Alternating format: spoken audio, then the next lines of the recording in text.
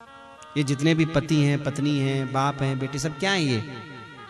कोई किसी का दुश्मन है पिछले जन्म का। हाँ, आपने वो कथा सुनी है ना सदन कसाई की। सदन कसाई एक अच्छे महात्मा थे पिछले जन्म में, बहुत अच्छे संत थे। लेकिन सजनों, एक अपराध बन गया। क्या? एक कसाई गाय के पीछे भाग रहा था। महात्मा जी के आगे से निकली गाय। कसाई ने आके पूछा, गाय को देखा? बोले हाँ। मुझसे कुछ नहीं बोले, इशारा कर दिया इधर गई है। कसाई ने गाय को पकड़ा, मार डाला। अब कसाई का साथ देने के कारण अगले जन्म में कसाई का जन्म मिल गया उस महात्मा को। सदन नाम हुआ, सदन कसाई। हाँ, मांस तोलने का काम करते थे महाराज। ठाकुर जी की कृपा देखिए, ठाकुर जी की कृपा ऐसी कि महाराज वो भगवान की भक्ति में इतने तल्लीन रहते थे कि पता नहीं चलता था किसको कितना तोल करके दे रहे हैं। तो सालेग्राम जी भगवान उस सदन जी के यहाँ गए और बाट की जगह सालेग्राम जी विराजमान हो गए। अब कोई 2 किलो बोले तो सालेग्राम जी 2 किलो के हो जाएं, 5 बोले तो सालेग्राम जी 5 किलो के हो जाएं। इतनी कृपा उसके ऊपर। पर भैया कर्मों की गति न्यारी। आप देखिए जरा लेखा जोखा कैसा होता है। एक बार महात्मा जी आए, देखा सालेग्राम जी से मांस तोल रहा है। डांटा, महाराज क्या कर रहा है ये? बोले गलती होगी, पता नहीं। लेके चले गए, नहलाया धुलाया, झूले में झुलाया। लेकिन सदन कसाई के जीवन में तो फिर वापस वही परिस्थितियां कि 2 किलो मांगे तो 5 दे दे, 5 मांगे तो 2 दे दे, ज्यादा दे तो घर वाले डांटे, कम दे तो ग्राहक आके डांटे। क्या करे? तो महात्मा जी को स्वप्न दिया कि मुझे वापस सदन के पास छोड़ करके आओ। छोड़ करके आए, पर सदन ने मन में सोचा कि अब मेरी गलतियों का मैं प्रायश्चित करूंगा, जगन्नाथ जी की यात्रा करूंगा। यात्रा करने के लिए चले। रात्रि के समय एक घर के अंदर भिक्षा मांगने के लिए गए, तो वहां जो युवती थी उसने महात्मा को भिक्षा दी। कहा, महात्मा जी रात को यहीं रुक जाओ। महात्मा जी ने कहा, ना ना, यहाँ नहीं रुकूंगा। सदन जी ने कहा, ना रुक जाओ, क्या है, रात हो गई है, कहाँ जाओगे, जंगल का एरिया, कहाँ जाओगे। बहुत जिद करके पैर पकड़ के रोक लिया। देखिएगा जीवन का लेखा जोखा कैसा होता है। रात्रि के जब पहर में समय ने प्रवेश किया तो युवती महात्मा जी के पास आके बोली, महाराज जी चलें? कहाँ? बोले भाग चलते हैं। सदन जी ने कहा, तू बावरी हो गई क्या? पागल है? तेरा पति है, तू ऐसी बातें कर रही है? उसने कहा, पति है, 2 मिनट रुको। अंदर गई, तलवार उठाई, पति की गर्दन काट दी। ये लो। मुंडिया लाके बोली, लो खत्म, पति तो नहीं है, अब चले।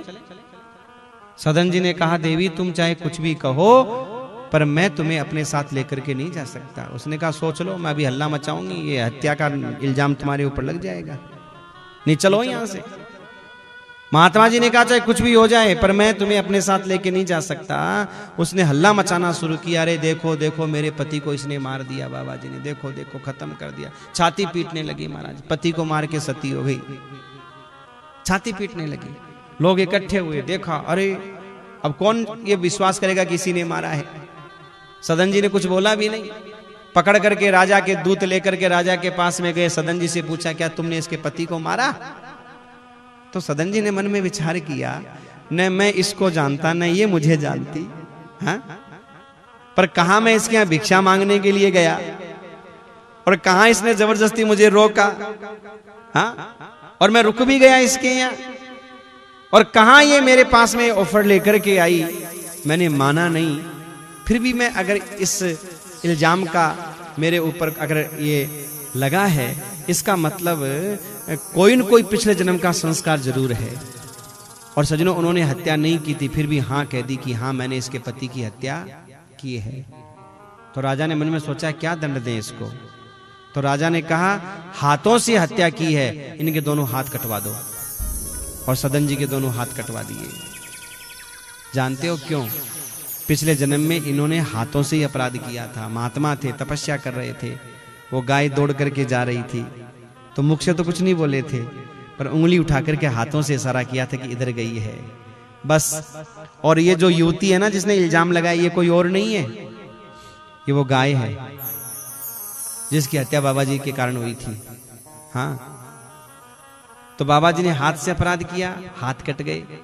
और जो इसका पति था ना, जिसको इसने गर्दन काटी है, ये कोई और नहीं था, वो कसाई था।